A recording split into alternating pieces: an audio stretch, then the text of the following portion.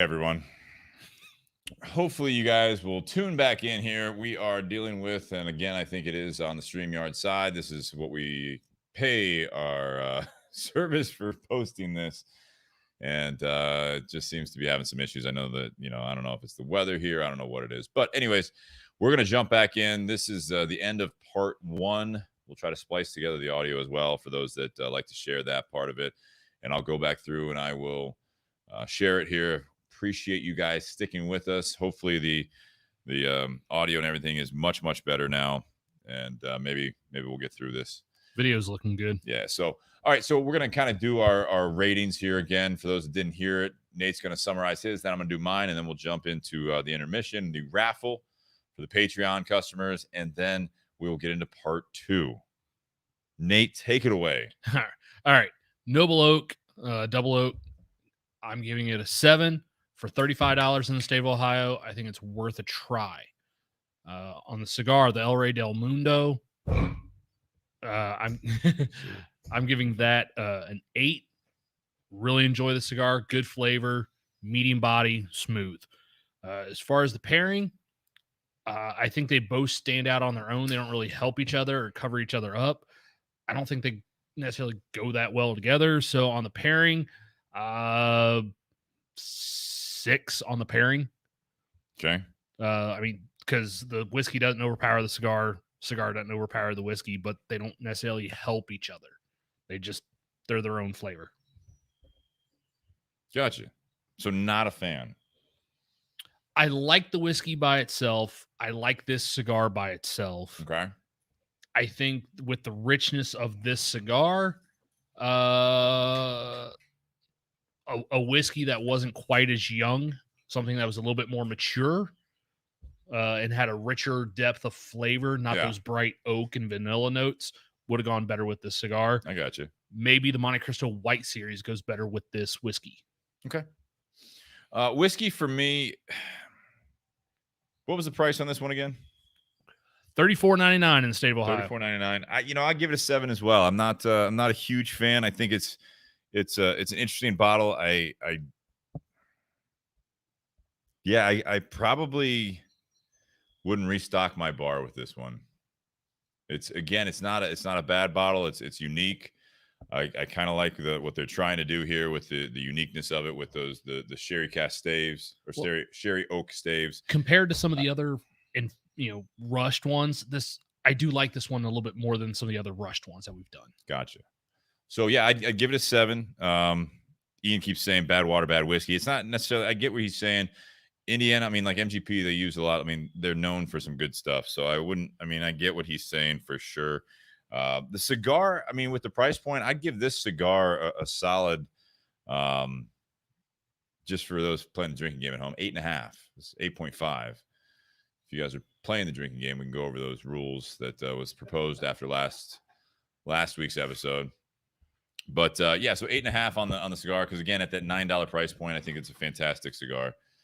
For that being said, and then the pairing, I'd give it an 8. I mean, again, I'm not a huge fan of the bottle as much as I wish I was. I think that the cigar is probably carrying it as far as the experience. But again, as we've gotten into, we're about halfway through the bottle. I know Sean poured one, we're pouring more. But as I said earlier in the podcast, I think it's less heat as it goes, or like less of that minerally. Yeah, I'm making it sound really bad. Well, like I said at one point, keep it neat. Don't add any water to it, because I think adding water to it, you'll open it up in a bad way. Yeah. I got you. All right. Well, with that being said, and for those watching live right now, we appreciate you tuning back in. I'm going to thank our patreon.com/bourbonbs podcast. Do not fret, where this is the best we are able to do as far as StreamYard. I will be reporting it to them. Most likely getting boilerplate responses back. Check it. Check your internet router. Have you restarted it? Have you power cycled your house? Have you done whatever you need to do? It'll be like the very generic, it's not us, it's you type thing. So very frustrating there, but thank you guys for all the support, and hopefully this will they'll continue to broaden their server side of things. So We appreciate that. We are going to do a raffle for the Warhawk Flask there during the intermission. So check that out and stay tuned. We'll get that out to you guys, whoever the winner is. And then also Tinder Box at Easton for the El Rey de Mundo Oscuro. Fantastic. I like this cigar a lot. Altadis USA. Also, Tinder Box at Easton has a 15% off El Rey de Mundo now until next podcast on Wednesday. So if you're local, definitely check it out. If you're not local, you guys want to pick up a 5-pack or a box or whatever, we can definitely ship through the Tinder Box and get you those cigars. So check that out. Great special. And we thank Tinder Box for that in Columbus, Ohio. Altadis USA, Josh Bentley, thank you very much for the support. We got the Monte Cristo White Series Rothschild on deck for part 2. And also BS Cigar Company, Gold and Silver, now available. Check those out. They're both Nicaraguan Puros, gold coming from Placencia, and silver coming from La Zona and Espinosa. So 2 fantastic blends. Hopefully the future will hold a 3rd blend from BS Cigar Company. But stay tuned 2021 for that. Hopefully 2021, maybe 2022. But guys, cheers. Happy Whiskey Wednesday.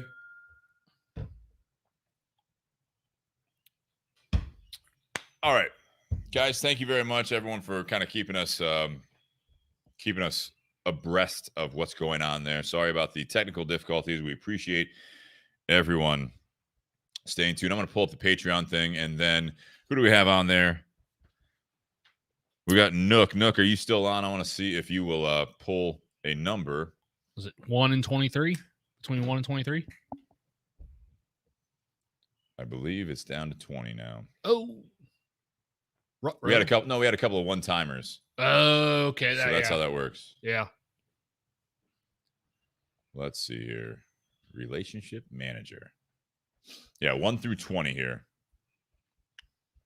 So Nook, give me a number 1 through 20 on the feed here. Delay. Do.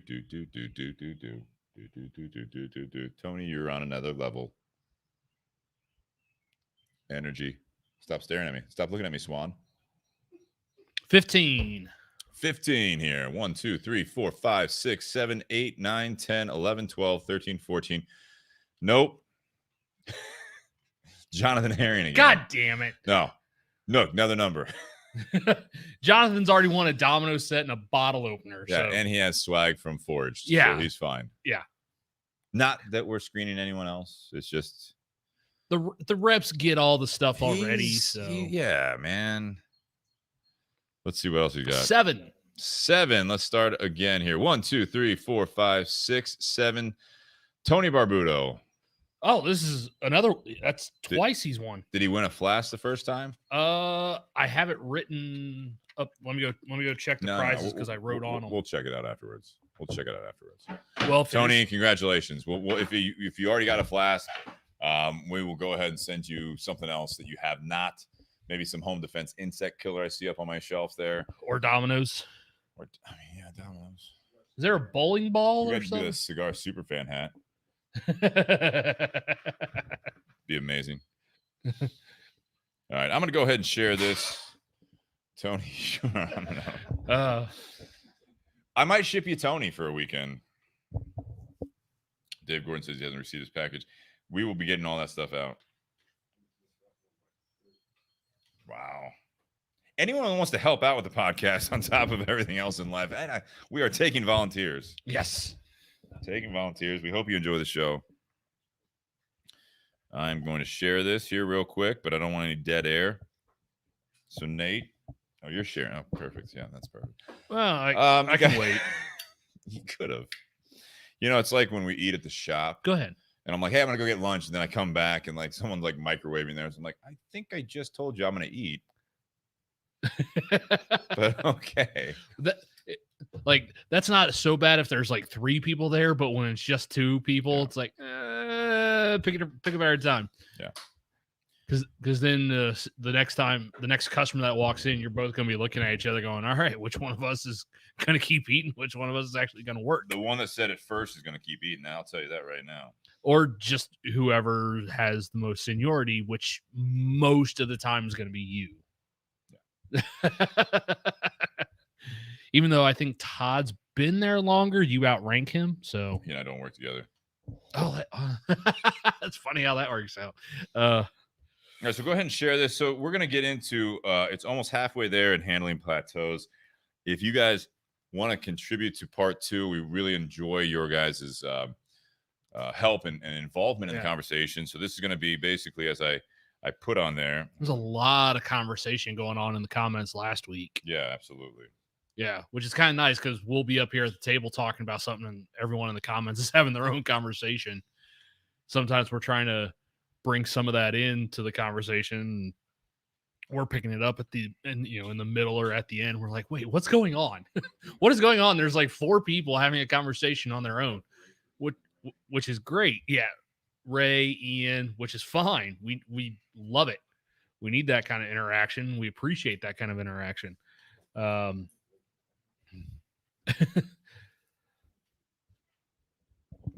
What's everyone smoking? Go ahead. Yeah, I'm trying to keep this thing going while I share it. Yeah.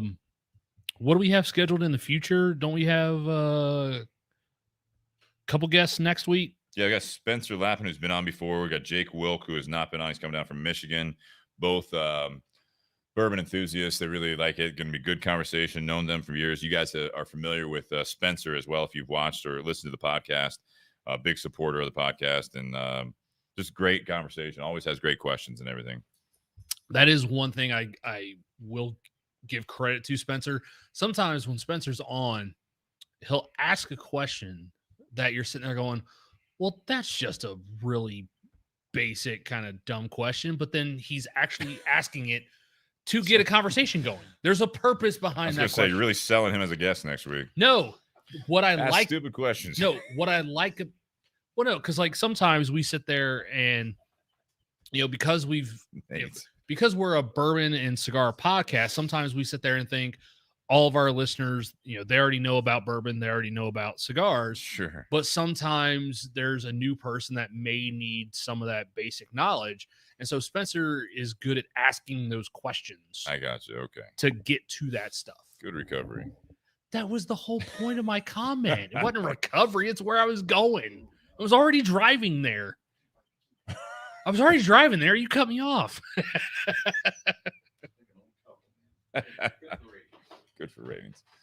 All right, let's get started in part 2 here.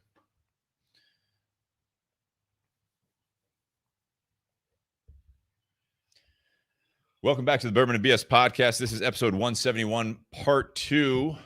I want to thank all of our live listeners for staying with us here and had some technical difficulties. So we appreciate all you guys supporting it. I want to thank our sponsors. We'll keep it brief here. Patreon.com/BourbonBS podcast. You guys help us keep going. We appreciate all the support.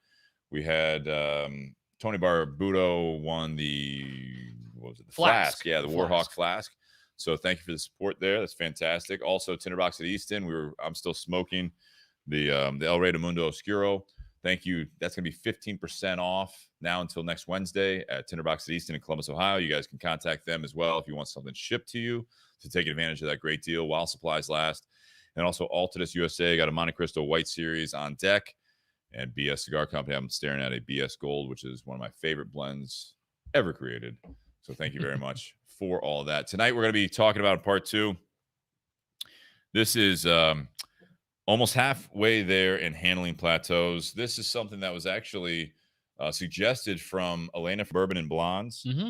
And we are trying to finalize, hopefully this weekend, we'll be finalizing details on a trip down to Louisville at the end of this month with her, possibly Abby.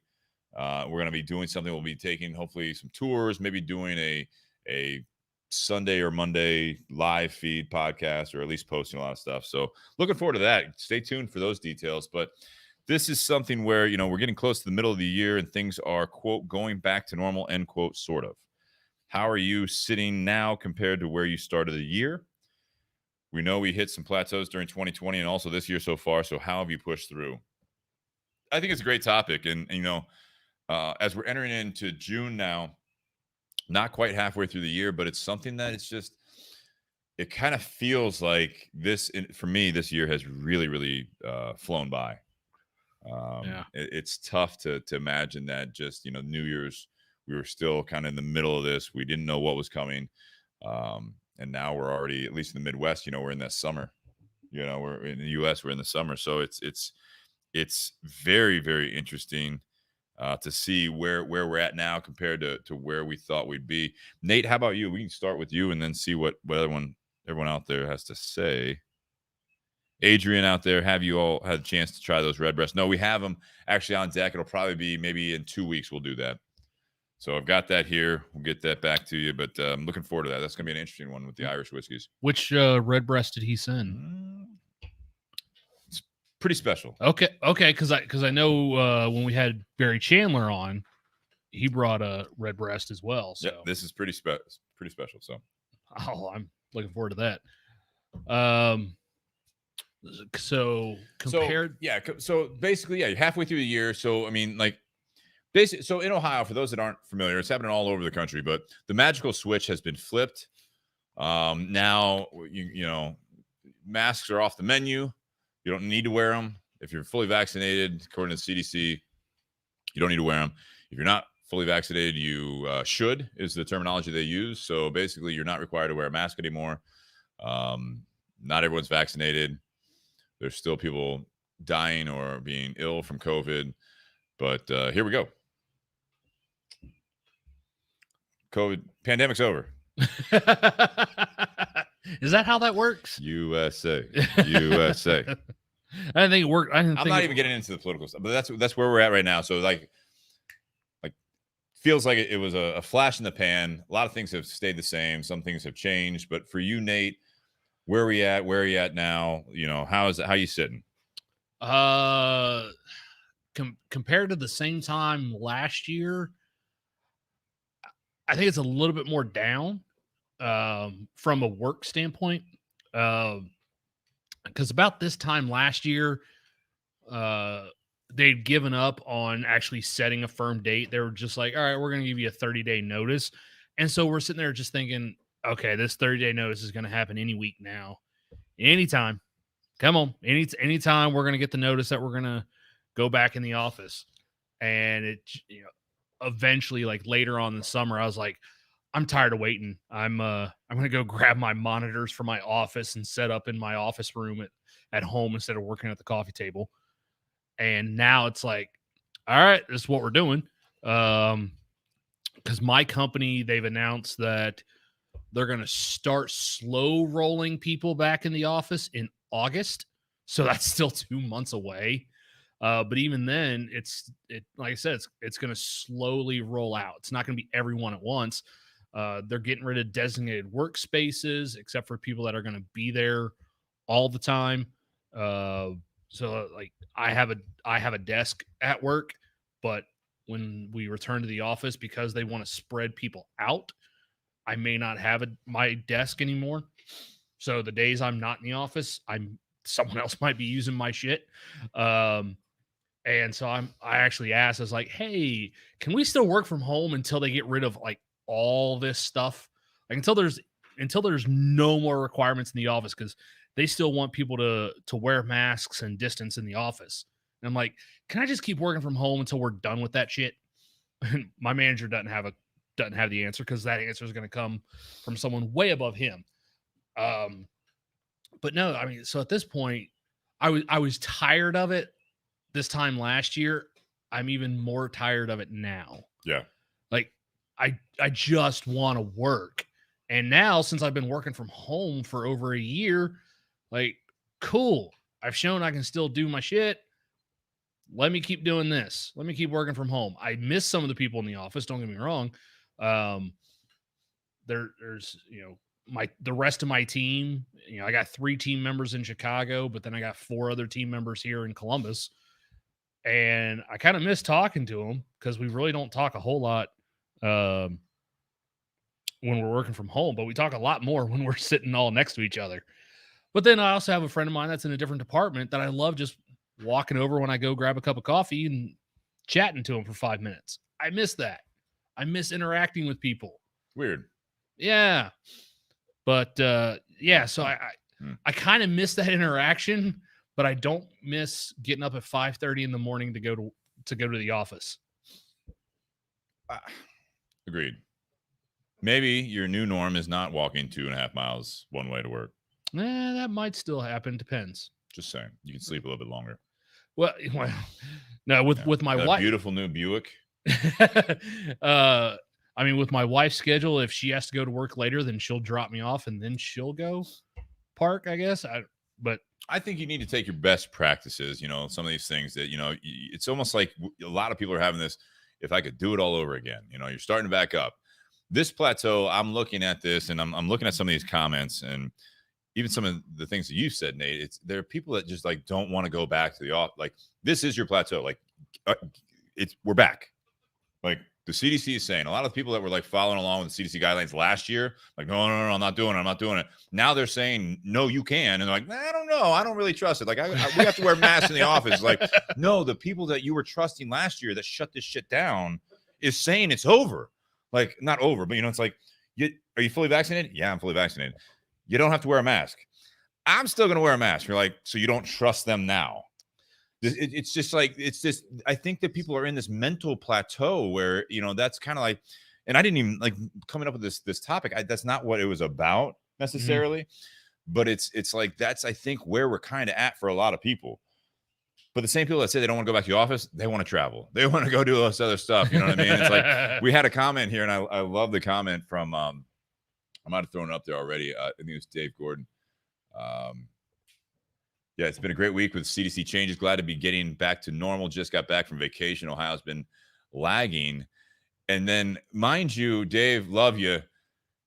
This is his next comment. Not looking forward to going back to the office. So I think and it's natural. You know what I mean? Like, some people have gotten used to what the new norm was, that term was used so much in this last year, that the new norm is doing things virtually, doing all that stuff. And even like doing the podcast, it was like we were doing it. We had some great guests from all over, and we can still do that. So you bring those best practices along with what was good before. But, even you, Nate, you say that, I don't really want to go back to, I'm doing fine here. But then you just rattle off, I miss this, I miss this, I miss that. I miss people. And you missed one person. One. I hope your coworkers are listening. That one is. They commented earlier. I guess my point, that's the plateau. That's where we're at. Ray says, I'm definitely not going back to the office. Ray, you're retired. Doesn't matter. Love you. I just think that it's just super. I don't know if irony is the right word, but it's just something where, like I said, I don't want to say it's over in a sense that no one is getting sick, but it's like they know so much more about this virus. You have the option to get a vaccine, just like the flu and other illnesses, that if you get a vaccine, you supposedly you're better off. You have your own viewpoints on it. You may still get it. It may not affect you as much. I'm not even gonna get it. It's just like, bottom line is that health officials that not everyone, but a lot of people were trusting before. Now they don't trust them as much because they're very weary. There was such a fear culture put in place when it comes to this, that even the people that are trusting those people are not completely sold on this. Like, you want to talk about a plateau? That's a plateau. A mental block. You can't get past it. Go ahead, Daniel. Grab the mic. Well, while Daniel grabs the mic, I remember a few years ago, some people on my team, like, they got permission to start working from home. And so they started working from home. And I was like the last person to, like, okay, I'm tired of being the only one on my team in the office. I'm going to start working from home. And then the company's like, hey, we're paying for the office space. You guys need to be here.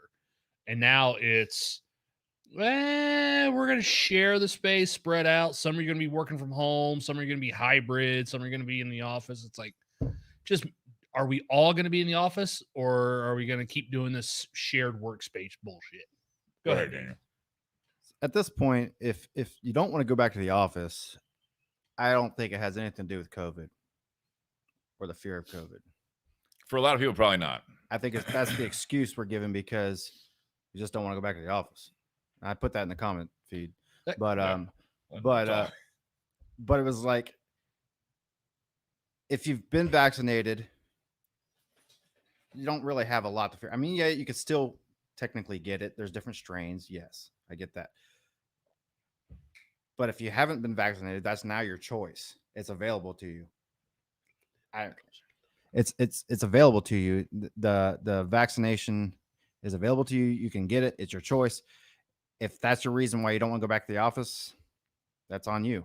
Yeah. If your employee or employer Got tells you Nailed it. you need to go back to the office, then that's your job, right? Get another job or start your own business. So to me, it's just an excuse at this point. Well, I know I had brought up, I wasn't the only one who brought this up at work, but with everything that had gone on last year, like my team still performed our duties the same way as if we were in the office. Our sales team still hit all their numbers as a group. And so when we were talking about this as a team, it's like, well, we've shown that we can still be effective. We can still do our job.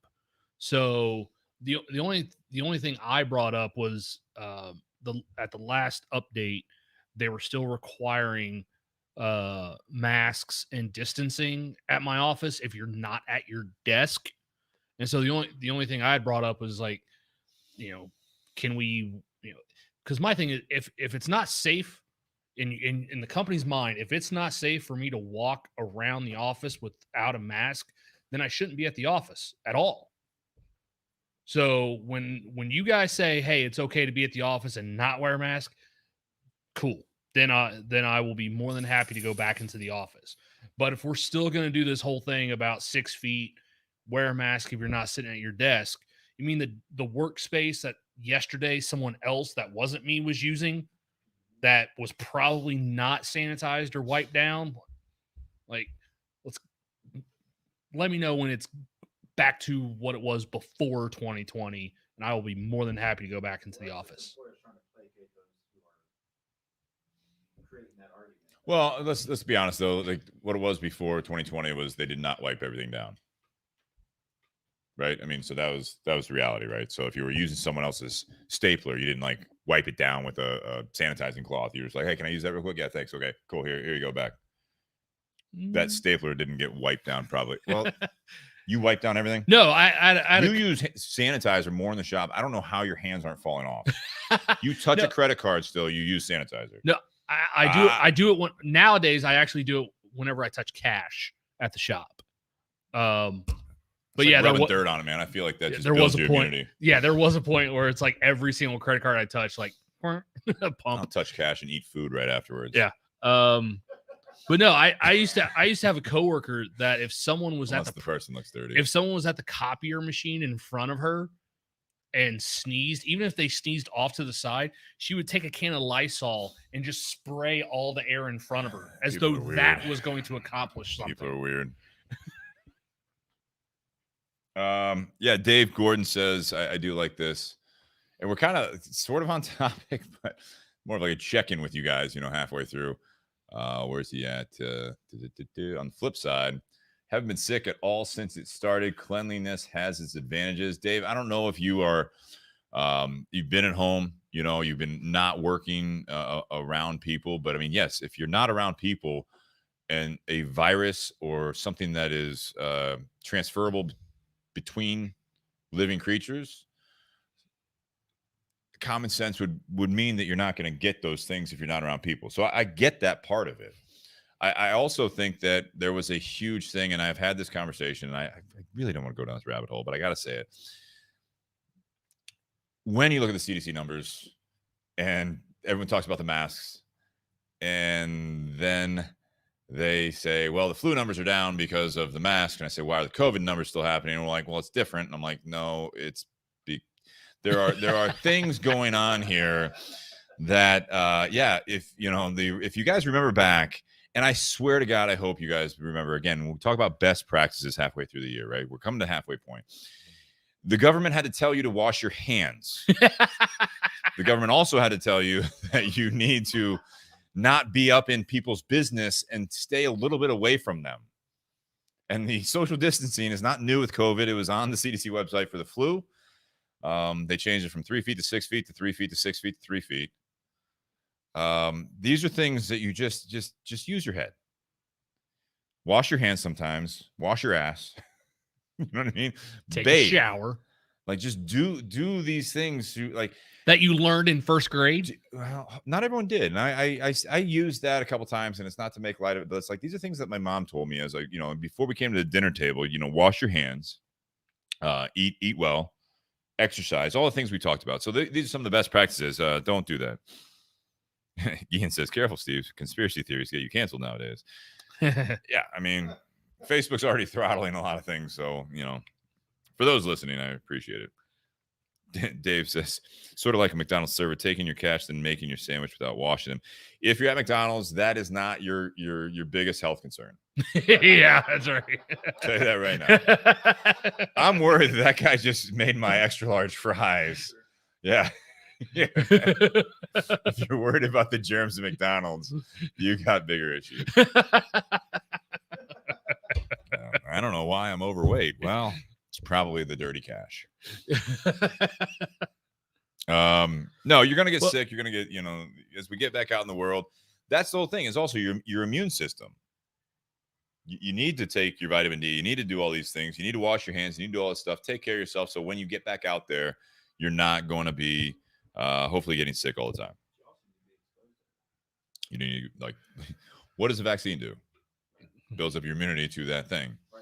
Again, saying things out loud make it more understandable. What were you gonna say, Nate? Well, I was when you were given the topic idea, was there any other areas besides COVID and going back to the office that Elena had brought up, or was it? No, she just shot me a text about that. I mean, I think this is something. Go ahead. What were you gonna say? Well, I mean, because the whole idea of handling plateaus, I mean, it can come and just work itself. Forget the whole COVID aspect of it, but just your professional career, health, relationships. Yeah. I mean, plateaus happen in every single one of those aspects. So I didn't know if there was anything in particular that she was leaning towards with the top. Okay. No, let me see. I mean, so we can take the topic down all sorts of different paths. Let me see. She said, yeah, it's officially the middle of the year, so 6 months have passed, 5, but she was close since the new year. Maybe something along the lines as a mid-year check-in. Discuss intentions and how we went into the beginning of the year and where you are at now. So that was it, adapting to change, adjusting to plateaus. And I think that's kind of where we're at. I think this is something that, for me, we've talked a little bit about. I mean, I was going through kind of the tail end, and there's a lot of issues there, but my life had changed quite dramatically, as we entered into 2020. Went through a breakup, and then involved someone moving out of the house. So then there's this whole new life dynamic after that, on top of everything else going on in 2020. I was, for those that follow the podcast and even like some of my social media, I kind of utilized that whole, my whole thing with focus, as far as, posting that and working out, is like, I used it as I used the social media aspect, and sometimes it was too much for some people. I wasn't like oversharing, but it was like I was being open about it. Like my thoughts were getting out there, and I had people comment again at first where it was like, hey, should we be looking out for Steve? Like, he's walking every day in the snow, and he's doing this and that, and he's making these. Sometimes it's accountability to yourself. Well, that's what it was. That's what I'm saying with the focus side of it, is that. I learned that throughout all that stuff is that, getting your thoughts out there, using things like social media or talking to people for good and for growth, that was a stark contrast between what I felt I was doing and what a lot of people were doing in 2020 and going into the new year. I think some people looked at what you were doing kind of in a negative light because you had gone through a negative situation. Like, Steve's starting to do this stuff. Like, should we be worried? But in your mind, you're sitting there going, no, I'm doing this stuff in order to overcome that. Well, I'm not doing this stuff because I'm down. I'm doing this to rise above what just happened to me. Well, there's times too, like with like some of my like gym check-ins, and this is I get Facebook memories from like 2013, where it's like, I'll post something and someone's like, hey, are you doing all right? I was like, no, I was listening to whatever. And it made me think of this. And it was, something about like building yourself up and so that you can help other people and stuff like that. Is like, you don't understand that some people that they may or may not comment. I do get comments that, hey, I really appreciate it. I needed that. Mhm. It's putting that energy out there. We have the platforms for that. You don't just have to talk at people on them. So, for me, where I was at going into the year, it's definitely different. But now it's funny. The flip side of that is that when I was posting pictures and putting these like, messages out there around Christmas and going into the new year and stuff like this about, like hugging your loved ones and doing all that stuff, I now have gotten into a kind of a new norm myself where it's like, I don't necessarily think about it all the time. I'm still taking walks pretty much every day. But I'm not taking as many pictures. I'm not taking as many, I'm not putting out these like, these messages to people. Now all of a sudden I'm getting people like, hey, you still walking? Like I really was enjoying that. and so that's one of those things that once you stop doing it, you start getting those comments. The flip side of it is like, well, I was kind of enjoying those messages. Bob Fry's a good friend. He's the whole family's a good friend of ours and the podcast and also the Tinder Box. But he's a pastor, he's a carpenter, he's all these things. He's a very successful gentleman, and he has been getting more and more on Facebook throughout this last year and now. And he popped into the shop and he's like, "Hey, you still doing those walks? I was really enjoying those." And he was the same guy that before. He's like, I like he'd comment. He's like, "I needed to hear this today." And this is a guy that you think that, and he does. He's got a great family life, got everything together, a very successful life. I want to say he's in his 60s. But, that's someone that you don't realize that by doing all these things that you are, maybe you put that out there. You keep it all to yourself. You're not going to do anything. That's, again, like maybe a little bit of a plateau, right? That you keep it all to yourself, that you're not going to grow as much. So, but it feels good if it helps just one person even. Well, we talked about that doing the podcast as well. If one person comments like, "Hey, I really enjoyed that episode," it's like, cool. That the last 2-3 hours, that's been worth it. Yeah, you know what I mean. Well, I mean, so you said because I know what's been going on with you over the course of last year. I know the end of last year did not go the way you wanted to. You personally, I mean, in the last 6 months, do you think you're in a better spot now than you were in December? Yeah, I am. And not just with the changes in personal life, but with business and everything else getting back. So you got Ian out here saying, but change course. Let's talk about the plateaus you hit in life generally, not just the government imposed ones or things.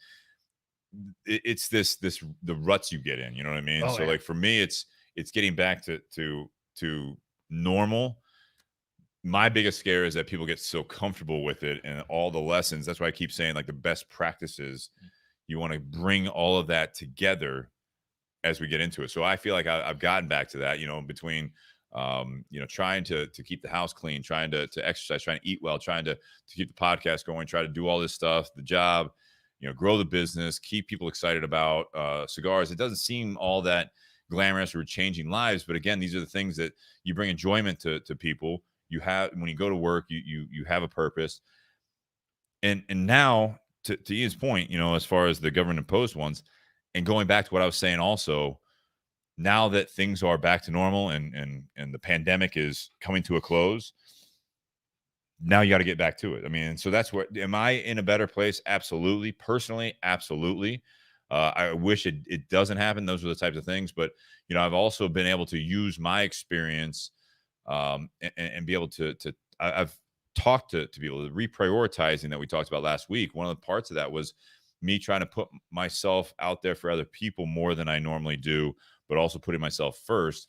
These are lessons that I've learned throughout 2020, throughout the last 5 to 6 months. This is something that I've been able to, and I hope you guys have as well. You've been able to be there for people and relate to them. And, so if that's like for me, going through a breakup, I've been through a divorce, I've been through other breakups. This one hit hard, just like they all do. That's how it was real to a point, right? But when you talk to someone else and they just keep talking about like they're struggling with it as well, Now I can use some of the lessons that I've learned from other people, support groups, not groups, but groups of people in my life. If you have to, if not have to, if you choose to go to therapy, which I did not, but I know people that have gone to therapy for things that are going on in their life. And I really believe in that. I think that's very important for people. Like, mental health is such a big thing. And I had my own mental health things going through that. So coming on the other side of that, now you can talk to people. I can talk to people more about it and be like, if you're still stuck on the loss of a job, the loss of like a breakup or a divorce, you start talking in a different manner. You listen. We had that was with Bourbon and Blondes, right? Active listening. Active listening. Now, like I've learned more to listen and then literally call them out in a sense. Like, I don't know if you want my opinion. I have one. I have my viewpoint, and I can tell you it. But if not, I can also just sit here and listen. What I've experienced so far is that usually, like, the majority, 8, 9 times out of 10, they're like, well, no, I want to hear what you have to say. It's just how you frame it. You don't talk at them. And I've learned that on both sides of it. So yes, I am in a better place now. I'm happy that it's summer. Everyone's happy that it's warmer out. We're not, in the dead of winter. We're not in the middle of the pandemic. I'm very personally concerned that there are people that don't want to go back to the office. They don't want to do these things. I think there's a deep-seated aspect of it that they are worried that they are going to go back to their mundane life that they didn't enjoy before all this happened, and all the things that they learned that were important in their life, the people that were important in their life. They're afraid that when they subconsciously relate their life back to 2019, there are a lot of people that were just like, I got to go to fucking work. I got to go home. I got to mow the lawn. I got to go to all the kids' games. I got to do this. I got to do this. I got to do that. And they were in a rut. And this was the shock in their life that now this was the new norm, and they're spending more time with them. They went through the ups and downs of that. And now you're getting back to, like, my life sucked in 2019. Not me personally, but there are a lot of people like, my life sucked in 2019. I was miserable. I was depressed. I was doing all this stuff. And now you're telling me I got to go back to work. I got to go back to the norm. I don't want to. I know prior to the shutdown last year, I had at the beginning of 2020, I had a focus and an energy about finding another position either within my company or even outside the company. And once the shutdown happened and we were sent home, all that stuff got pushed aside because there were a lot of companies that were either laying people off or they were having hiring freezes. And so I spent most of 2020 just happy to do what I was doing and, happy to still have a job that I could work from home and provide for my family. Some recent events that have happened at work have kind of renewed that vigor and energy to find something better, or whether within my company or outside my company. It kind of made me get back to where I was. Like, no, I can do better than what I'm doing now. I want to go out and find that opportunity now that things are opening up a little bit with some other companies, but also just some of the stuff that's happened recently at work. I'm like, you know what? I want to go for better. I'm tired of being where I've been for the last 5 years. I want more.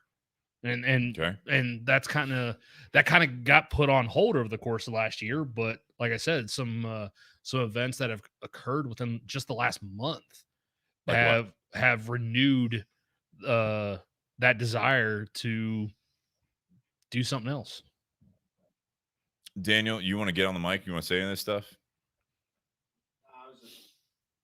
You can say no. Daniel's had some significant life changes over the course of the last year. Well, if you don't want to talk about it, that's fine. And for anyone, but he commented on it, so yeah. Check the feed on that. Because Ray was asking you. You said this is the best year. Yeah, I responded. Yeah, that's good.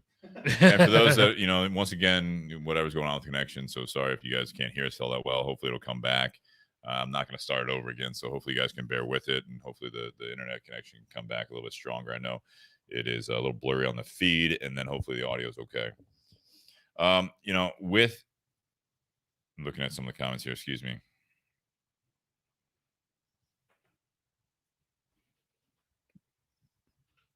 Silence. You didn't have to. I was reading like Well, I not mean, everyone has to go back and when I'm reading, like, Well, not okay. everyone has to go back and read them. so you know, the people. Yeah, I'm reading the comments and Nate looks down at them and like everyone's looking at him like, Okay, so since Daniel's not getting on the mic, he at least put it out there so the people that are listening to the audio don't know. But Daniel said he'd had one of the best years of his life in the last 18 years. And Ray's like, well, what happened? Like, tell us what happened. He got divorced. He said he Like, didn't want to talk about it. He didn't want to. He put a comment out there on the feed.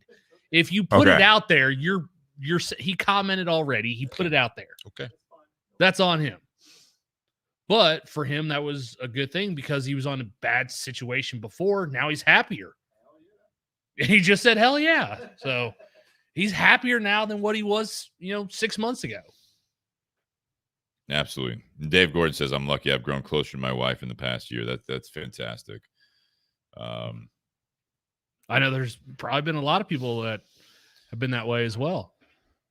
Oh, everyone wants to now talk. we got to fight for the studio mic. Go ahead. So just to clarify, I separated from my wife pre-COVID, so Yes. it wasn't because of COVID that I got divorced. No, I didn't say it was. It was just a long time coming. Yeah, Sean. Kind of on those same lines with just once COVID hit, and people have kind of plateaued. I mean, I think a lot of things with my work. My wife works from home now, so we just had a conversation a few days ago how, she's at a point where she's like nervous about going back to work, but I think it'll be good for her to get back and just kind of get out of the house. She's always at the house. So I leave to go to work 4 days a week. And when I come home, I can see the look on her face. Like I'm overwhelmed with the pets, and my daughter loves to go to Westerville. So to see her friends. So she's always driving them. And, it's one of those things where I need to step up more and just do more things around the house when I'm home. But I don't know. We're going on vacation in a couple of weeks. So I think we're kind of excited just to get away from all, I'm more excited for her to get away from the house than not have to cater to everyone while she's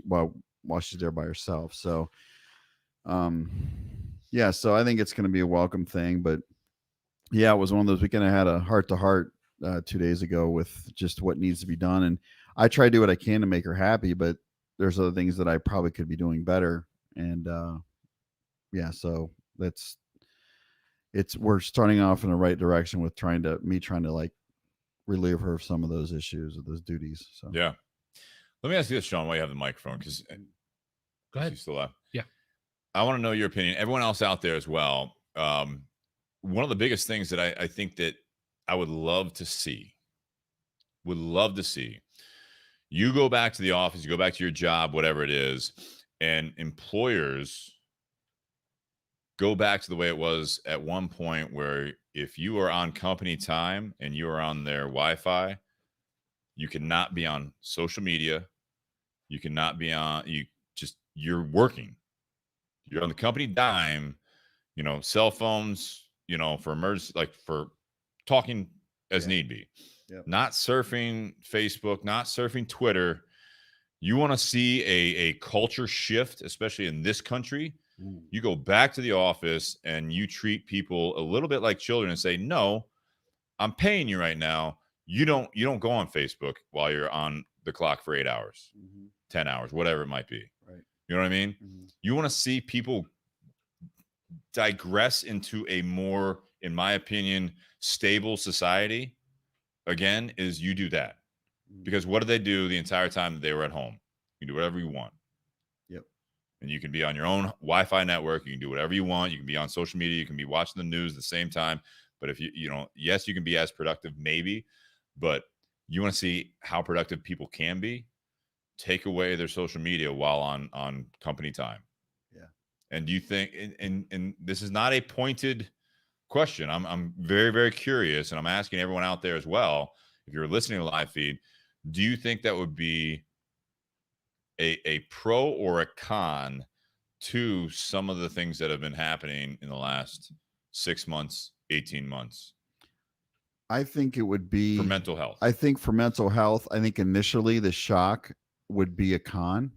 Oh, it'd be withdrawal. Yeah. It would be withdrawal. But then I think there would be a pro after a while to realize they pick their head up and they can look around and see what else is out there other than what's on social media. Being, again, I always harp on this, being in the present. It's hard to be in the present when you're lost going down the rabbit hole of social media.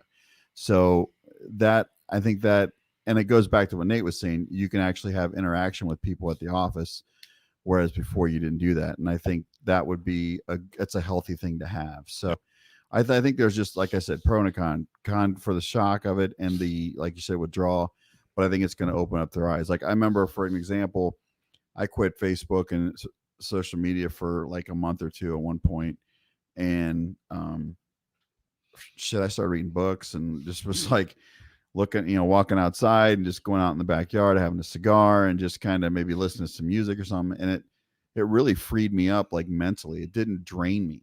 Yeah. Especially this last few years with the political side of things, that'll just set you off. And I was listening to the news on the way in to work this morning.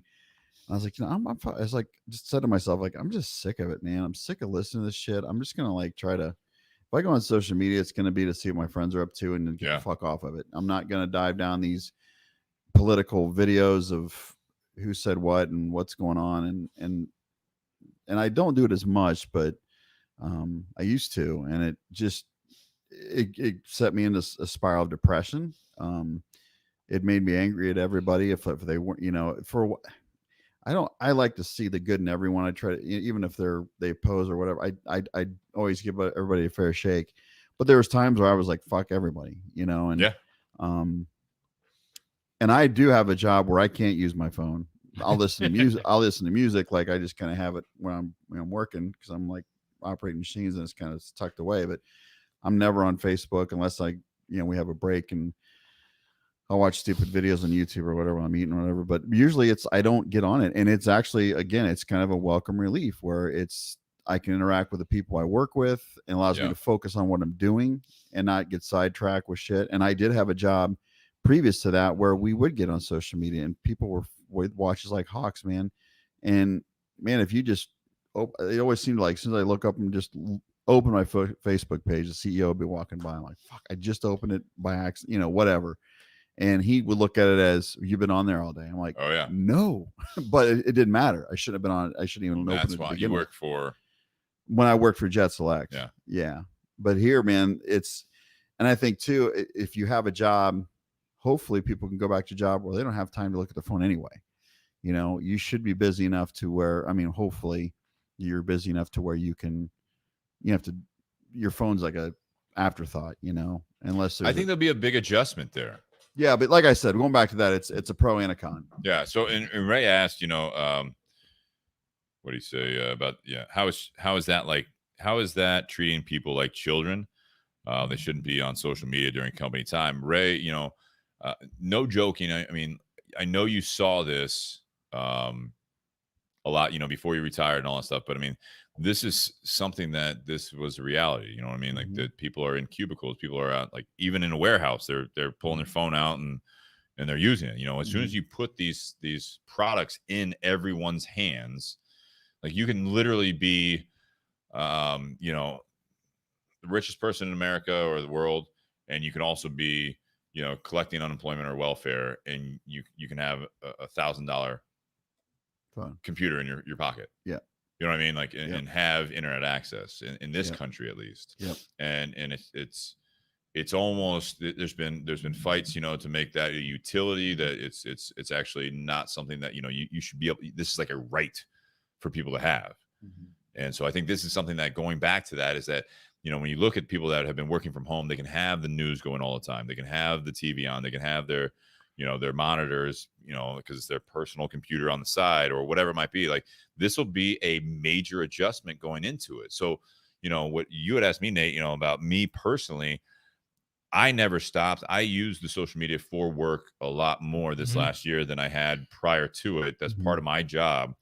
And I also, have an occupation that, for me, I can be on my phone and do that stuff. But I went down that rabbit hole as well, like with Twitter in 2020 and all that stuff. I rarely look at Twitter anymore because I still watch the news in the morning. I was watching it before coming on the podcast, you know what I mean? Because that's something that I like to do. It's a little bit more old school where I watch the morning news for the weather, local. It's all local stuff, man. Yeah. But it's like, I'm watching the news while I'm eating dinner before the podcast. I went to work, I watched the news in the morning, weather, local shit, what's going on. Go to work, went to the gym after work, came home, took care of Tony the dog, and then I sat down, ate dinner, and was watching the nightly news again, local. As soon as it goes to national news, it is not something I enjoy. Nope. The one thing I was gonna, am I on mute? So No, you're good. I'm still like, the other thing too, I think it's going to be interesting for people, especially that have office jobs, are going to like go back to work, can't use their phones. It's going to be so freaking quiet for them. You're going to have the click. That's a very good point. You're going to hear the click of the keyboards, maybe a phone ringing, people talking in a distance. But man, you've got time to like really, like, it's like you said, it's going to be like, what the fuck is this? This is quiet. I'm not used to this, so it's just going to be another interesting side of things, I think. I think it goes into that whole thing where it's like, people. I'll go back to having my headphones on. Well, it's going back to Ray's point. It's like, treating people like children in a sense. I mean, like we've all, I think, in this last year, we've all, no matter what age you are, there's a lot of people that can now stream Netflix while looking at their phone while doing work all at the same time. Yep. And they say they are as productive as they were at the office.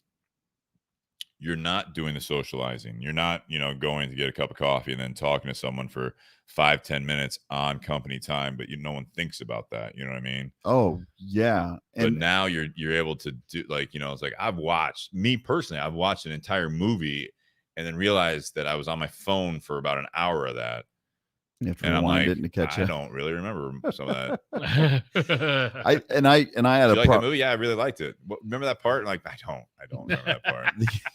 That was probably on Instagram. What you were saying though about talking to people, I used to have a cubicle. It just happened to be like in a high traffic area in my older job, and it was such a pain in the ass because you'd be busy with working and people, hey, what's going on, man? They just sit at your cubicle and they wouldn't get a social clue as to like, I'm really busy right now, other than me saying, you got to come back later, I'm too busy. But it got to a point where it was like, I'd have to tell my boss, like, you guys need to leave these people alone because it's fucking up their production. Yeah.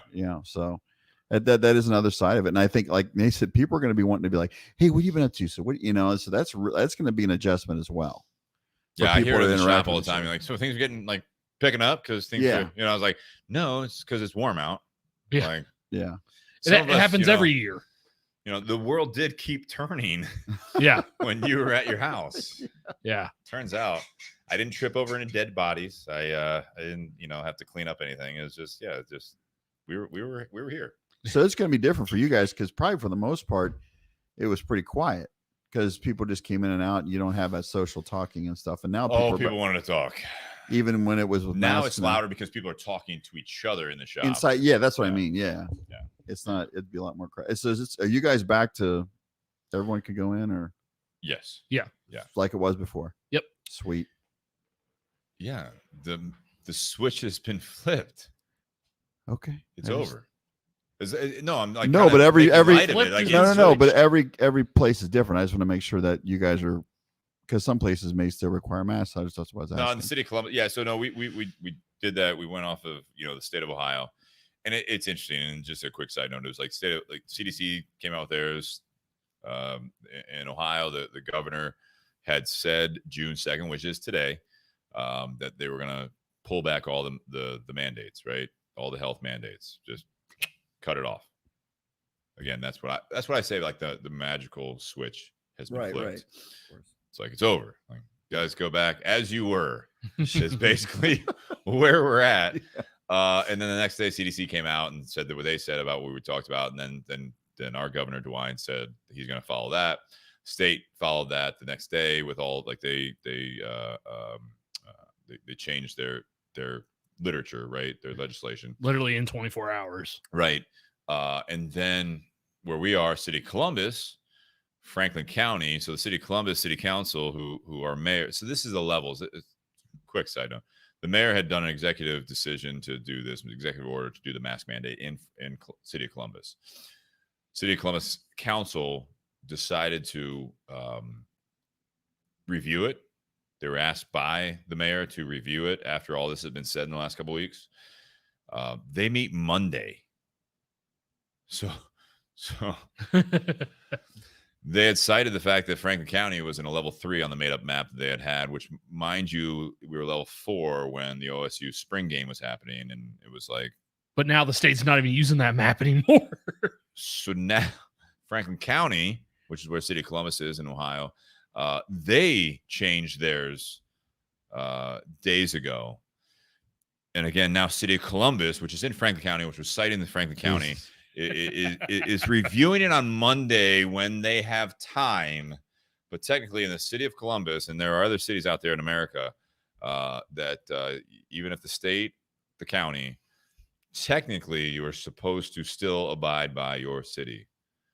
Now, I'd like to see them try to enforce any fines at this point, but this is how it all, like, no one realized it. They all listened to their one source, whether it be federally, the CDC, or whether it was statewide, whether it was, it went that far down. And when I said a while ago that, and this is again not the topic, when some of the politicians and people, they couldn't get out of their own way. Yep, this is Who's losing control right now? yeah. Council people. Yeah, that was my next question. Was Why? God, if they go back to, God forbid, they flip the switch again and go back. I don't think you can. People would just. I think if they tried to flip and go back again, people are gonna be like, nope, did that once before, not doing it again. Screw you. Well, I'll go back to my whole thing, and Dave, had said this earlier. It's like, what did I say for months? It's like, I don't care what side you're on. Where did you vacation in 2020? Florida. Fucking Florida. Why? Because they let up. And you early. came back and you're like, I'm still not wearing a mask. Or you came back and you're like, no, I wear a mask. I'm very safe. And it's like, but Florida's really nice. They didn't have any mask mandates down there. It's like, that's funny. It's the breeze. Yeah. So, I mean, going with, again, Daniel, I do want to ask you, because you do have some feedback here, and then we have some good comments out here as well, but minus, the things you didn't really want to talk about, but like, where are you at? You've been working on your weight. These are things that I feel like, your health overall, your mental health, and not getting into details, but we've had, Daniel's been a part of our studio audience for months now. And I love having a part of it, because I see this in people that, he says he's had the best year of his life in 18 years, but truthfully, I don't even think you all out there realize there have been some things that you really need to have. This is a time, with Elena putting this out here as a topic, I would love to hear from people, like things that you may not have realized that you have gotten better, the best practices that have come out of all this stuff. So now that you're, we entered this year in a certain state, and now where we're at now, everything opening back up, you've had a lot of successes personally, and some of it is your health. Now, once things go back to normal, do you see any threats to that? Do you see more positive progress, or what do you see? Well, once things go back to normal, back in the office or whatnot, I've been going to the gym a lot now, and I've been, watching my diet. Obviously, going into the office, I'll have to plan a little better with my diet, and like finding the time to go to the gym. I'm not going to have the time that I had before, because I have to commute or whatever. So it's just rearranging my schedule to be able to do those things that I found that are working for me now. Yeah. So it's combining the best practices, right? Right. So it's a choice. It's a life choice that you have to make. What's important, what to you, and or to me, what's important to me, is it going to be keeping the weight loss going, getting in shape, Well, Ian's got a comment here. Okay. Hang on, man. Anytime a man is on the market for a new woman, they work on their weight. Well, that might have been part of it, but I'll tell you what that is a true thing.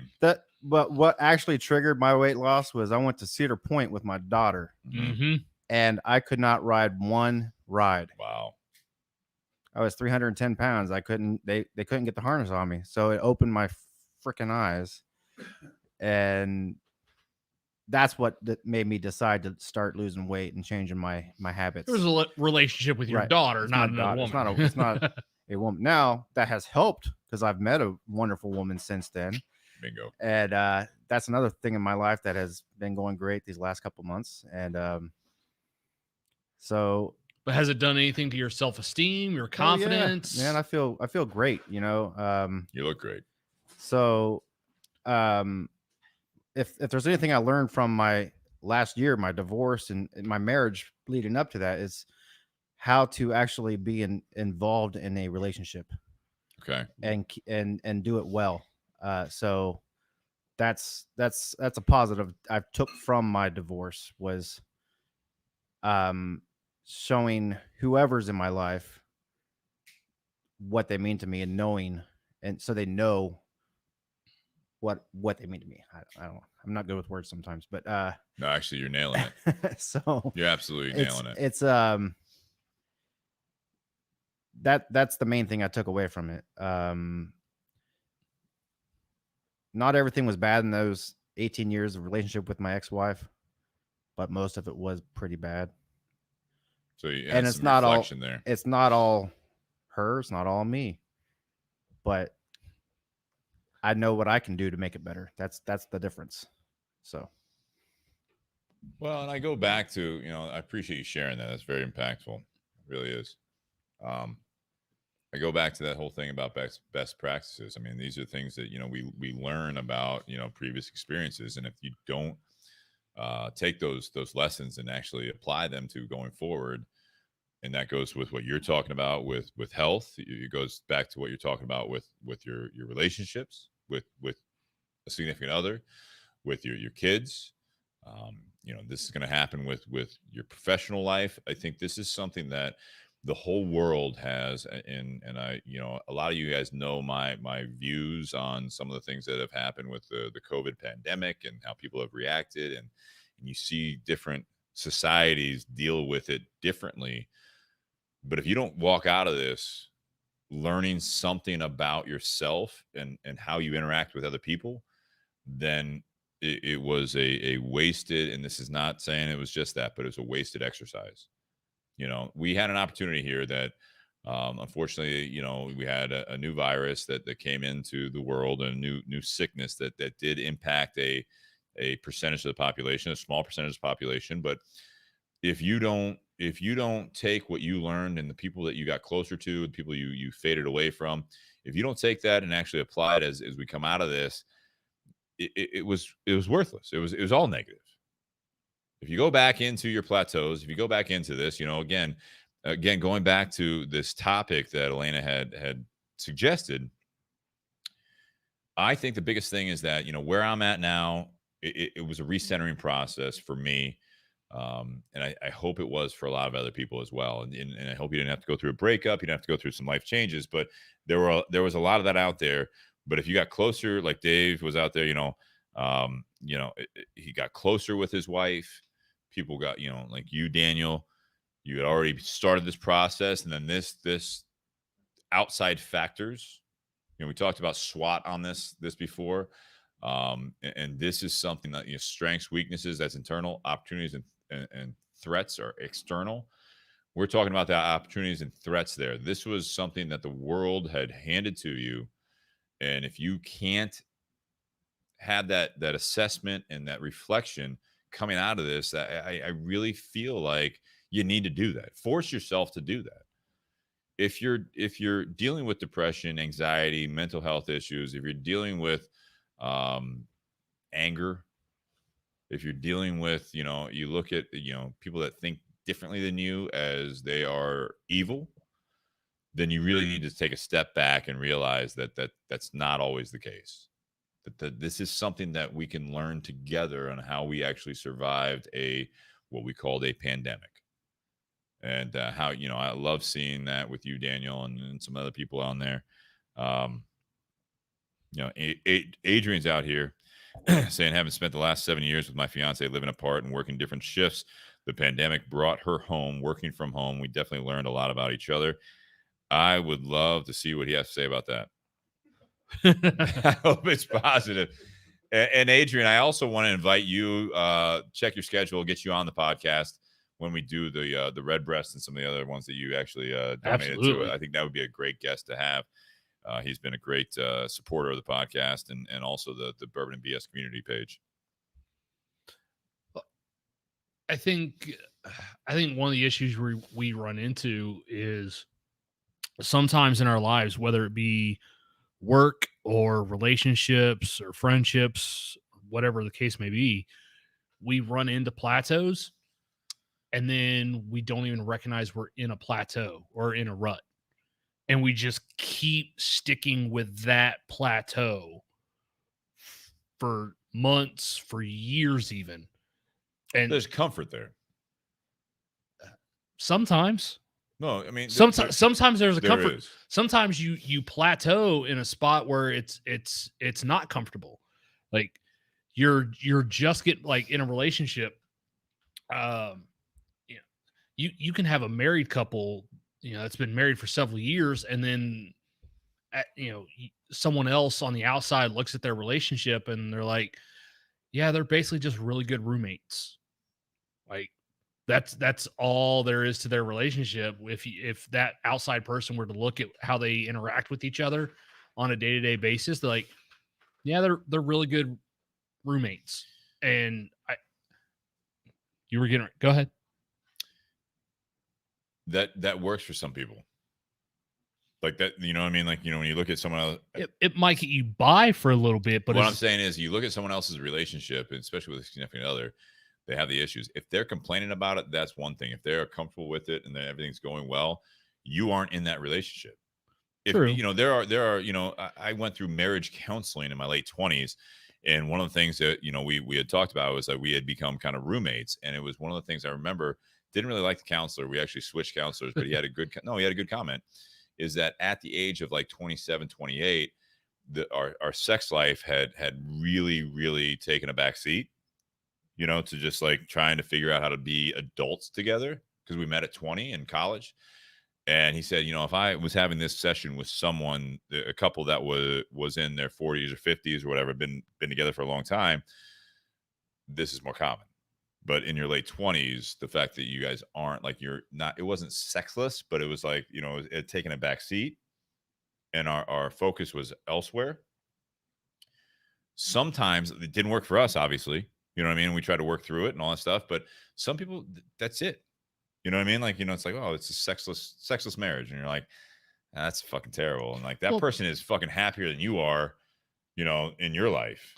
I think sometimes, and I'm not defending or anything else. I'm just saying, like, don't interject. I'm not saying you are either, but like sometimes I think that you have to realize that everyone has a level of happiness and they have a focus of what makes them happy.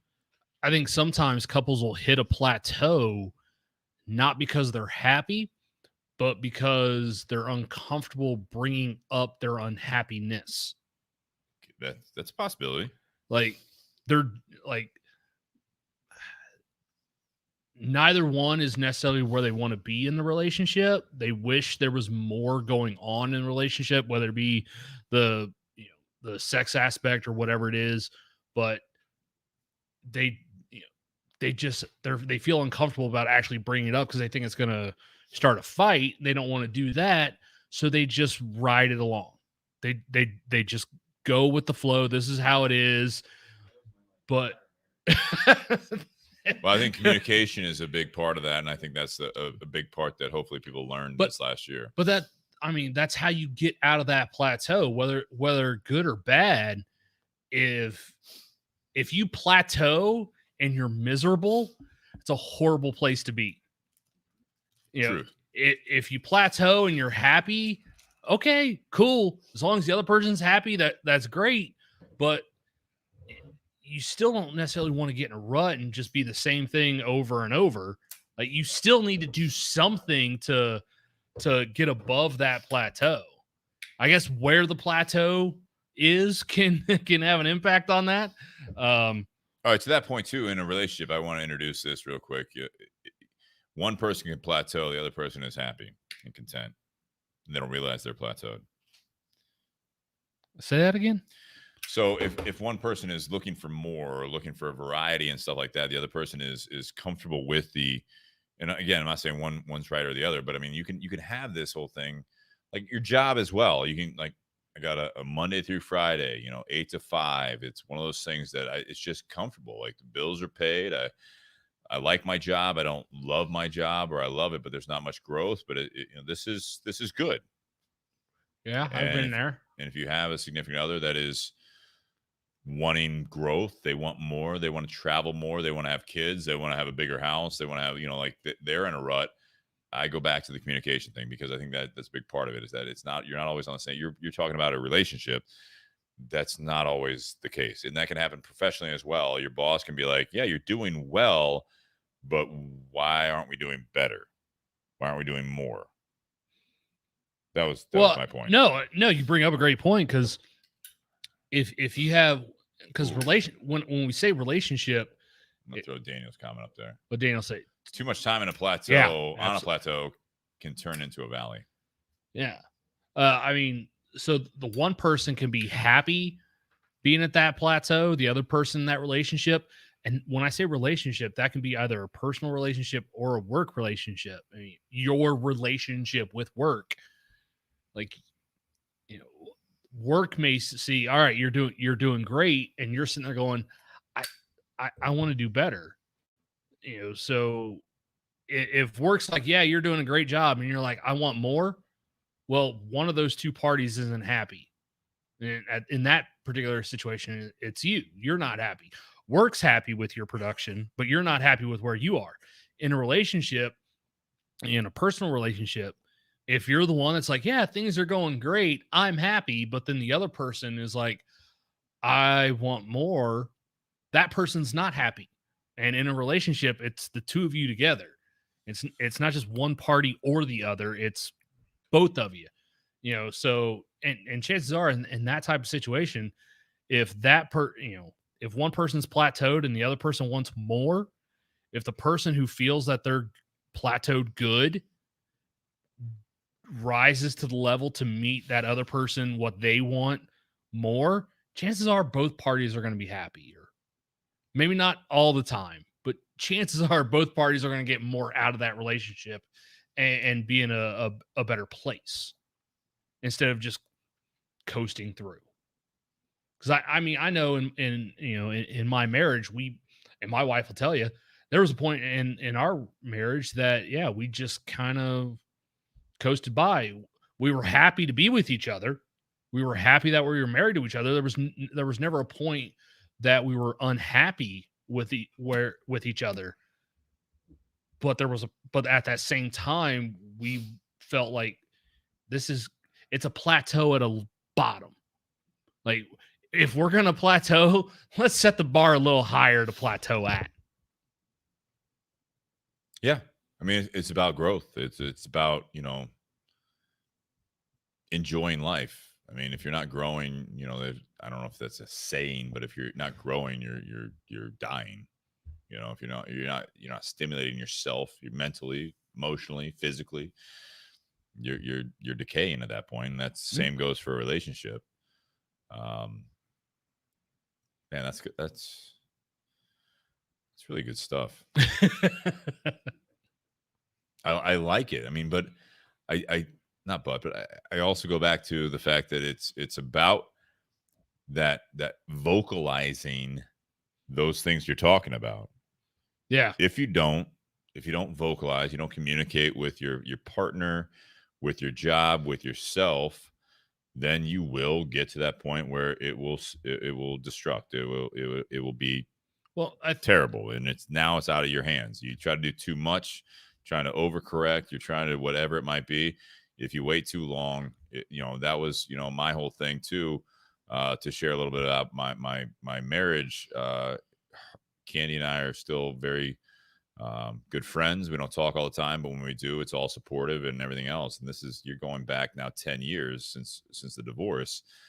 And it wasn't always, like smooth, like it was supportive as we went through it and everything like that. But even now it's like when I went through my breakup, she reached out to me and made sure I was okay. You know what I mean? And she's remarried and everything else. So there's a level of support, there's a level of maturity, and there's a level of communication there. Right. But at the time, we waited until we had gone down that plateau, had now hit a valley, and now you're digging yourself back out.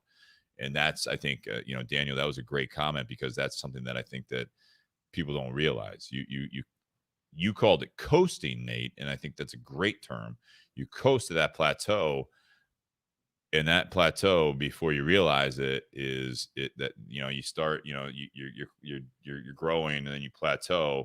Well, everything around you is still growing, so now all of a sudden that plateau keeps sinking, and now all of a sudden that you look around, and there's people in your group, people that are important to you, and they're doing this, they're doing that, they're traveling, they're buying a house, they're doing this, and they're happy, and you're like, well, we're still here.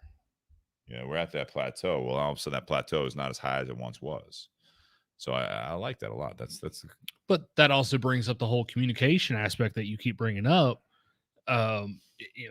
If you sit there and you're looking at the people around you and they're doing all this other stuff, and you and your significant other aren't there, I think that's where you have to have the conversation. Like, hey, I see a bunch of our friends having kids, buying houses, doing all these trips. We're not doing that stuff. I see that as we have other priorities or something else going on. Like, are we good? Like, are we good where we're at, or are you feeling the same way? Like, what is it you want to do? Because otherwise you're just pulling opposite ends of the yoke. Yeah. Cesar, thanks for tuning in, man. It's been a while. Haven't seen you in a while, but love having you on here again. One must learn to live by themselves before one tries to live with someone else. I think that is something that I've learned at the age of 40. It's something I've learned more recently. Is it's not always, there's not one right way to do it.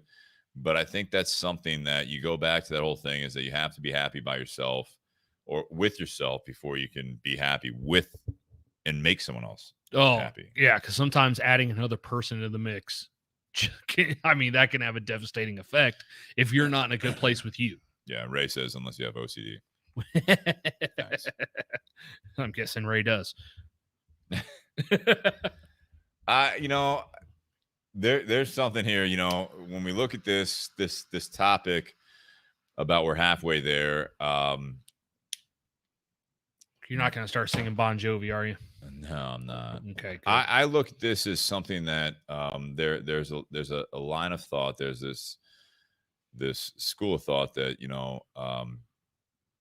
you have to have failures you have to have the opposites, right? So you have to have the bad with good. You have to have failures to feel the successes. And I'm happy for everyone else out there that, they rolled with this, and that this is a successful year for them. I think that if it was a good year for you, remind yourself daily, remind yourself as things get back to normal, as we open things back up. And what I've noticed, at least in my day-to-day and interactions with people, that people were tired of this, and now people are acting like it didn't happen. You laugh, Daniel, but I don't think I'm alone in that. Like, it's kind of like, aren't you happy we don't have to have masks on anymore? I'm like, yeah. Now I said it a long time ago, and I saw someone put it on social media. It was actually a bigger post. It was something about, like, there's a joking one too, but you can see people smiling. And I also saw the meme of girls putting it out there. It's like, oh, I'm so happy that, like it's one of those things. No. It wasn't that. It was the fact that it's like, oh, now that we have our masks off, now I can be told I should smile more. Mine is now. Guys have a tendency to say that, especially in the service industry. Guys have a tendency to say that to women, that whole resting bitch face or whatever. It's like, no, they're just doing their job. And, like, guys, for whatever reason, especially like bartenders and stuff like that, they're like, you should smile more. I didn't realize I heard that before. Amy Sure, yeah, like they were saying that a while back, and now literally, like, you see that coming out, especially in Ohio, and they're like, that's funny, I was told that today. And you're like, yeah, things just See, fall back into old practices. I have the opposite problem. I have to go back and relearn how to hide what I'm thinking in my face. Not alone in that. I found myself smiling more now the masks are off and doing my job. I was smiling quite a bit when we were wearing the mask, but when you wear the mask, the like if you crack a joke and you're smiling, the person knows you're cracking a joke. If they can't see your smile, they don't know you're cracking a joke, and they think you're just being a dick. I try to use my eyes as much as I possibly could when I was doing that, and there were still some people that didn't quite catch it. Mask or no mask, I think sarcasm is lost on people. I'm going to say that right now. Because I will say something straight-faced, and people won't realize I'm being sarcastic, and that's their fault, not mine. With the mask on, it just was the same thing. It's the tone. It's the tone in which it comes out. Now I can go back to saying it's just my face. Before I couldn't. I just it's my voice. I always have that there's always there's always one part of the year. It's like almost every single year comes up where I just get in a shitty mood at work, and I'll make comments that are in my mind like I'm being funny, but no one else is taking them that way. And it's like, all right, shit, there's my bitch coming out. I need to work on this a little bit. It always happens. There's always work on your delivery. Yeah. Well, that's the thing. Like, you're always on stage. You got to be on stage. Whether, through Skype or Teams or instant messaging, whatever it is, inflection doesn't come across in text. and I have a bad problem with that. I'll say something that I'm thinking, like I'm actually saying it to be funny, and the person on the other end of that is like, I think when you talk about your attitude, like I was making a joke, I was laughing. It's always funny when you have to explain it. Yeah. I've started doing that. He's a grown man. I have done that. So there are times where I will send an email back. Daniel says you got to use emojis, and I said you're a grown man. I will send an I learned that over the course of the last 14, 15 months. There are times I will send an email back to a broker, and I will add either a smiley face or a wink to the end of that message to let them know, like, not trying to be a dick. You just didn't send me the right information. But I'm just letting you know you didn't send me the right information. I just don't want you to think it's coming from a negative place. Please. Well, don't use the eggplant. Jesus Christ. Yeah, don't use that with your boss. If we I think we should probably get to closing remarks at this point. If I start seeing eggplant emojis on the feed, I'm going to be very upset. Well, now that you said it, someone's going to do it. That's fair. Yeah. So, and I'll let you go, Nate. Do you guys in the audience, do you have any closing remarks? Or you guys just going to chill? Tony? No. Okay. One of the things I noticed actually, so the t-shirt I'm wearing, and one of the reasons I put this t-shirt on and wore it for the podcast, I wore it today, but I went to the gym and I was going to, put something else on, but I was like, I want to put this shirt on. Is for those that can't see it. So it says, and again, this was a company shirt for the BS Cigar Company, but this was something that a slogan I came up with. When was it? It was a year ago. Yeah. And it was a little more than a year ago. So it was in May. And I was sitting in the garage and again, my life was different. Now my ex was, inside the house and I remember I had the projector down. We had a lot of time. I was still doing, I think, a little bit of like the handoff deliveries in the cul-de-sac. But I was trying to first of all, I was trying to be employed. And so part of that was like keep the business going and be creative. And I like that point is that there are people that they tried to survive, not again making light of people that were not healthy because of COVID and other reasons during last year. But it was one of those things that the shirt says, when the world hands you some BS, light it up. And it was something that I came up with. When the world hands you some BS, it's time to light one up. So I was trying to be more, cigar specific, but it was also very much pointed at 2020 is that, again, not conspiracy theorists, but it's like the world's the outside threats, and SWOT analysis, it's handing you bullshit. So it was a little bit of a play on the BS thing, but it was like, it's time to light it up. It's time to get after it. It's time to put the pedal down. It's go further, switch gears and all that stuff. And then Larry Schumann, which I want to get on the podcast, he was the one that he's our graphic designer. Also, is a good friend of mine, and he changed it as he always does. Takes my ideas when I'm drinking and makes them better, which is good. It's good to have that other you're layer. Roundabout, you come back to it. But yeah, it's one of those things that like now I wear this shirt, and Nate, you have one. You guys, I think both have. Do you get comments on it? Yeah. People are like, where'd you get that shirt? I like your shirt.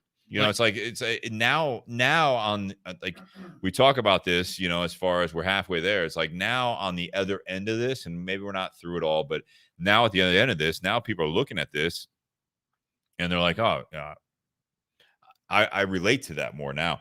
When I first came up with this, Larry, my ex, other people are like, I wouldn't put that slogan out there quite yet, because it was almost like, we don't know what we're dealing with. It might be insensitive. And I am proud of my inebriated self that I had the foresight that this is something that it wasn't just, negating what was going on in the world, but this was a mentality. Sometimes things are out of your control. And these are the things that you need to start working on and getting more aggressive at trying to protect yourself and other people. To be honest, that's one of the shirts because I got a lot of cigar shirts from my time in the industry. That's one of those shirts that I like to wear on my longer shifts at the shop. Why is that? Because I want that to be out there.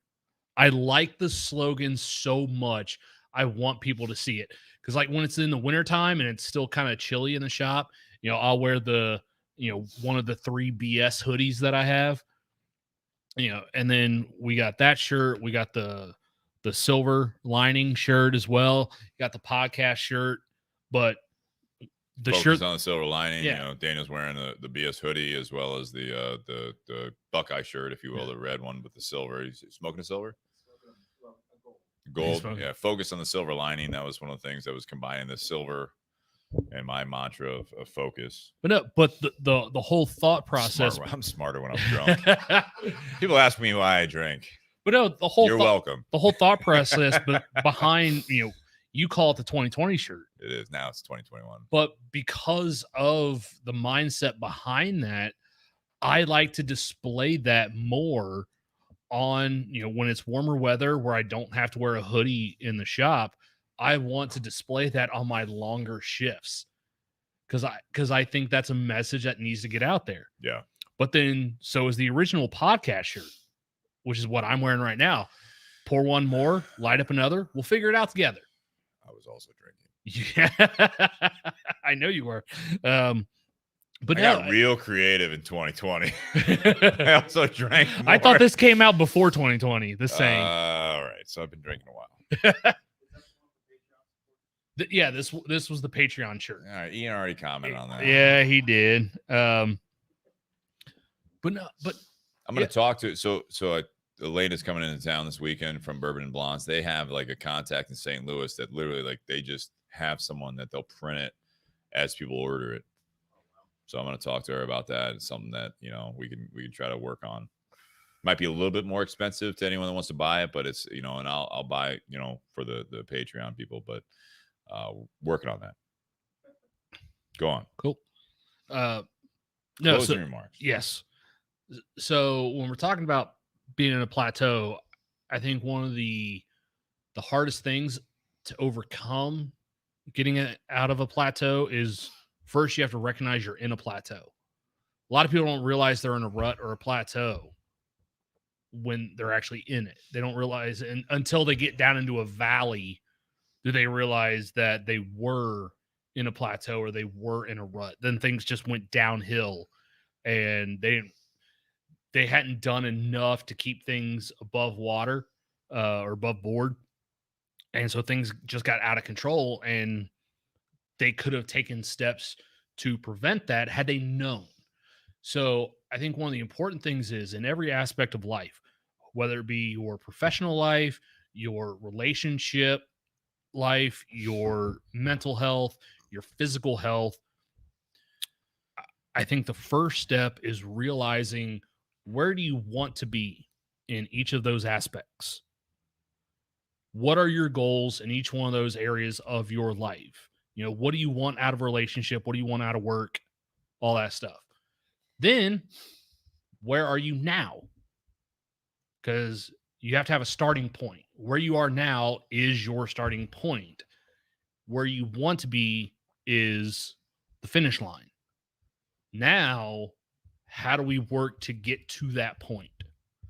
But I think the biggest thing that a lot of people overcome, that a lot of people have trouble getting to, is actually thinking about where they want to be.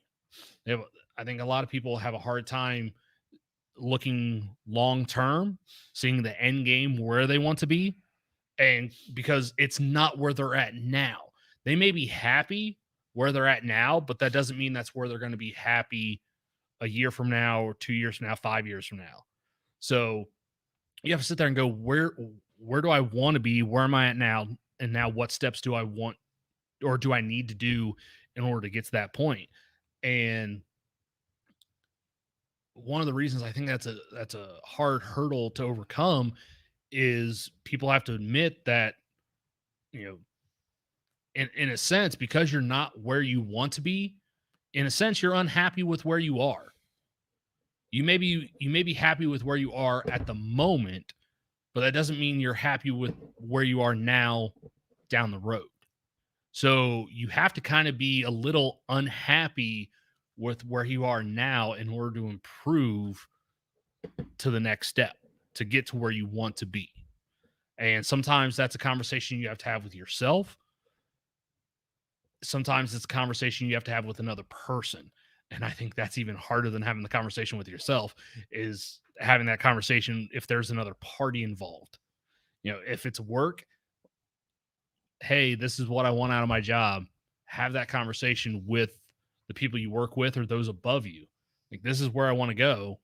What steps do I need to take to get there? They'll realize, like, I'm going to lose a really good employee, but this is where they want to go. And a good manager will help you leave. A good manager will help you get to that next level. They want you to get out of where you're at now, so long as the next step is upward. Same thing, I think, in a relationship.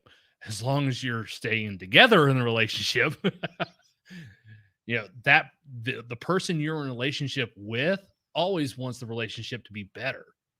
So you have to have that conversation with that person. Like, how do we get better? You know, what is it that we need to do?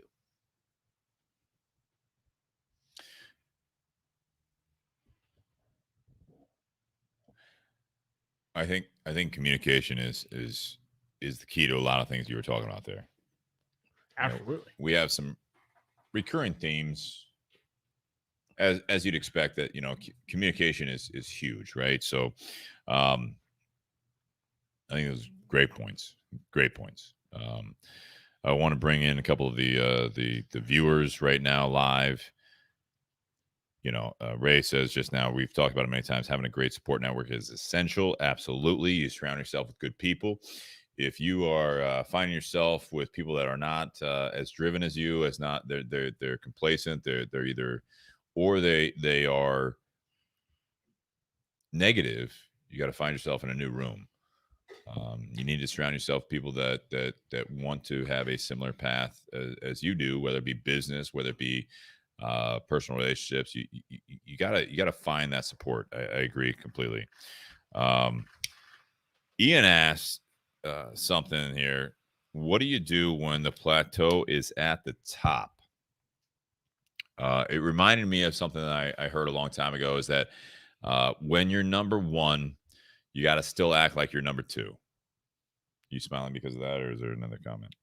Daniel. All right. So yeah, so when you're number one, you got to still act like you're number two, because that, what's that? Being humble, Sean says. Yeah. So it's something that it's like, what got you there?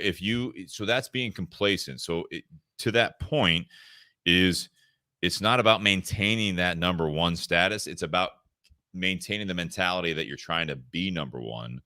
And that's something that as you grow through that, and that can go with your job, your career. It can be, I look at it, same thing. You're talking about significant others, right? So what do you do on your first date? You put your best self forward, right? It's not even you. It's better than you. Dan, you're talking about, you're dating again. You got a new girl. When you went out on your first date, you might have said, like, I'm going to be myself this time. I'm going to do that stuff. Bullshit. You were better than who you are as a person on an everyday basis. Your bathroom may have looked like shit. The first time you have them over, what'd you do? You fucking clean the bathroom. Better than you normally do, right? Right? So you go out there on a fucking Wednesday, you didn't shave. If that Wednesday was your first date, what'd you do? You shaved. So my point is if you have plateaued and you've gotten to that number one, you've been at the top, you gotta keep your best practices. That goes back to that whole thing about the best practices. How'd you get there? Are you cool? No, because there's someone behind you that's going to try to take your spot. I shave every day now. Yeah, you do. He says he shaves every day now. Why? In case you hang out with her. Yeah. So that's why you started trimming the beard. This has nothing to do with my ego, but I do enjoy being right about some of these things. Like when I call, did you do that? Yeah, I did. Yeah, I do it. I still do it every day. So don't get complacent. Don't plateau. Don't let yourself get to that point. There will be a time, Daniel, and everyone else out there, that you won't shave.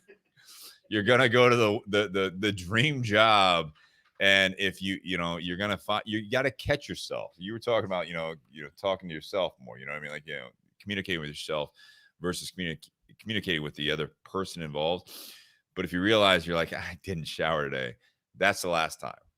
You went into work. Now you're like, I got away with it once. This is not an open invite. You got to keep the best practices. I look at this as you came out of 2020. Now we're in June of 2021. Everything you learned during this about yourself, about people around you, don't take just the negatives and polarize that. Really try to focus on the positives, the lessons learned, so that when you look at the negatives that you were part of or you had in your life, you grow from it. You don't let it roll off you, right? So then you can actually apply that to people that are going through similar things that you went through during this time. The plateaus you hit, they're going to happen. I talked about that with the reprioritizing thing. I had taken a week off from the gym. I was absolutely defeated on Sunday when I went back to the gym and I did a chest workout. And I'm like, all right, so I'm good now. I took a week off. I'm going to be stronger than I was. No, I was weaker than shit. And I'm like, what? I thought I was going to be good. How hard did you work out that first workout back? I felt old. I felt weak. And then I went on Monday. And I did a different workout as an arm workout. I felt stronger. Tuesday, I did not go to the gym. And Monday, mind you, my schedule was off. It was a holiday. I helped someone move in the morning. And then that's a workout. Well, no, but not the same thing. But by the end of the day, I was like, well, I can skip today and go tomorrow. But I was like, no, I got to get back. I got to focus. I got to get back on that. So I went and worked out in the evening, and I had a great workout. Tuesday, I didn't do it. Wednesday morning, I was going to do it. I don't know if you guys have ever like taken the last pour and you notice the JTS Brown's gone. Yes, I noticed that when I got here. So there was this much, and if you guys were watching, there's this much. It was a 1.75. If you guys ever poured your last pour out of a 1.75, there are 2 at least in that bottle. It's like pouring out the Willet. last pour of a Willet bottle. The Willet pot still. Exactly. I poured that thing, and I tell you what, on this glass right here, I was like, I'm good. I was talking to someone, and I was like, it's probably here. It was here. It was here. I poured Willet last night and felt the same way. I wasn't ready to drink that. Like, I already had a few beers and all that stuff. I was going to have one more nightcap, and I was like, I'll just finish this off. Boom. Did not go to the gym this morning. But I went between work and the podcast, and I felt stronger. These are the things. When you come out of a plateau, you might have to give yourself a little bit of rest. You need to have that self-reflection. You need to have the recentering. You need to have the refocus. It's not just like an on and off switch, but it will pay off. You take the lessons that you learned, you take the recovery steps when you put yourself first and you need to heal. When you first put yourself back on track, you put yourself on that professional path after you've been let go, you weren't happy, you quit your job, you know you needed to make a change. Relationships have come and gone, or whatever it might be, friendships, whatever it might be. You're hardened. You don't know what you want. Everyone went through that in 2020, whether it be personal or just in life. What you thought life was, it was changed. So now that things are coming back, we're checking in halfway through almost 2021. The first day out there, you're not going to just come out there like Superman. Like, you're not going to be like, oh, this is fucking easy. No. You got to dig yourself back out. You got to make sure, like, all right, so this was tough day. I'm not going to get defeated. Day 2 is going to be better. Day 3 is going to be even better. And now all of a sudden you see yourself by the end of this year, if you guys have this mentality that you are going to keep growing, you're going to keep pushing, you're going to take your lessons that you learned and you're going to apply it every day. And you keep learning and you keep combining all those best practices. By the end of this year, I don't know about the outside threats and opportunities. You gotta keep going, and I will touch base with everyone at the end of this year that if you guys remember this podcast, you remember this message, that if you do all those things and you put yourself first so that you can put your mask on before you help others, and you get that healthy rhythm of learning, applying, you will be exponentially better in 2022, because now we have the opportunity for another 6-7 months to just, now things are back to quote normal. No, this is a new opportunity. It's a new life. We were given this opportunity. So get back at it. Go back to the office. Get back out there. Start socializing. Take the mask off. They're telling you to do it. If you trust them to put the mask on, trust them to take the mask off. Get back out there. People aren't all bad. And if someone thinks differently than you, learn from them. Doesn't mean you have to agree, but learn from them and hope they do the same. Guys, with that, I appreciate episode 171. Cheers. Cheers.